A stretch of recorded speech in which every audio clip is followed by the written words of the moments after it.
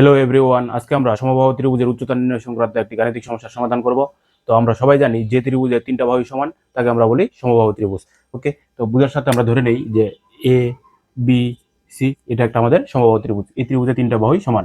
তো দেখো প্রশ্নে আমাদের একটি সমবাহু ত্রিভুজের বাহুর দৈর্ঘ্য দেওয়া আছে 4 সেন্টিমিটার। তাহলে এবি বাহুর দৈর্ঘ্য 4 সেন্টিমিটার, এসি 4 সেন্টিমিটার এবং বিসিও 4 সেন্টিমিটার। বলছে যে ত্রিভুজটির উচ্চতা নির্ণয় করো। তাহলে আমরা জানি যে সমবাহু ত্রিভুজের একটি শীর্ষবিন্দু থেকে তার বিপরীত বাহুর উপর অঙ্কিত লম্বের দৈর্ঘ্যটাই হচ্ছে ওই ত্রিভুজের উচ্চতা। ওকে, তাহলে দেখো এ বিন্দু থেকে যদি আমি বিসি এর উপর একটা লম্ব অঙ্কন করি, তাহলে দেখো এই মনে করি তার বিসি কে ডি বিন্দুতে ছেদ করে, তাহলে এই যে এডি দূরত্বটা, এডিটাই হচ্ছে আমাদের সমবাহু ত্রিভুজটা উচ্চতা, আর আমরা এই মানটাই হচ্ছে নির্ণয় করব।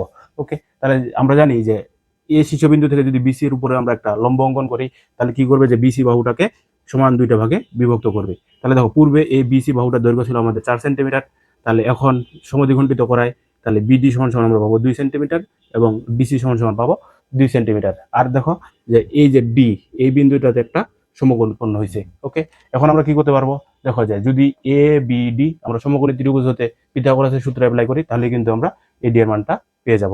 ওকে, তাহলে ক্যালকুলেশন করি যে এ বি ডি সমকোণী ত্রিভুজ হতে পাই। ওকে, পিথাগোরাসের সূত্র অনুসারে অতিভুজ স্কয়ার সমান সমান লম্ব স্কয়ার যোগ ভূমি স্কয়ার। তাহলে দেখো এখানে আমাদের অতিভুজ হচ্ছে কি এবি এবি, তাহলে অতিভুজ স্কয়ার হচ্ছে এবি স্কয়ার সমান সমান লম্ব, লম্ব হচ্ছে দেখো এডি, এডি স্কয়ার যোগ ভূমি হচ্ছে আমাদের বিডি স্কয়ার। ওকে, এখন মানগুলো অ্যাপ্লাই করে দেই। দেখো এবি এর মান দেওয়া আছে আমাদের 4, তাহলে এটার উপর 4 এর উপর স্কয়ার ইজ ইকুয়াল টু, আর এডি এর মানটা আমরা নির্ণয় করব AD square plus BD square, BD এর মান দেওয়া আছে 2, 2 এর উপর স্কয়ার। তাহলে এই পাশে যদি ক্যালকুলেশন করে পাবো 16। আর দেখো ডান সাইডে আছে 2 স্কয়ার মানে হচ্ছে 4, এটা যদি বাম সাইডে নিয়ে আসি তাহলে এখানে হবে minus is equal to AD square. Okay, তাহলে দেখো অতএব এডি স্কয়ার সমান সমান আমরা পাবো 12। দেখো অতএব এডি সমান সমান আবার কি পাবো যে √12।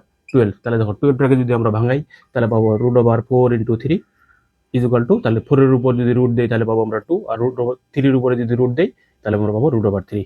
তাহলে এটার মান পাবো আমরা 2√3, অর্থাৎ সমবাহু ত্রিভুজটির উচ্চতা কত পাবো 2√3। তাহলে এই প্রশ্নের উত্তর হবে আমাদের গ। তো আশা করি সবাই বুঝতে পারছি।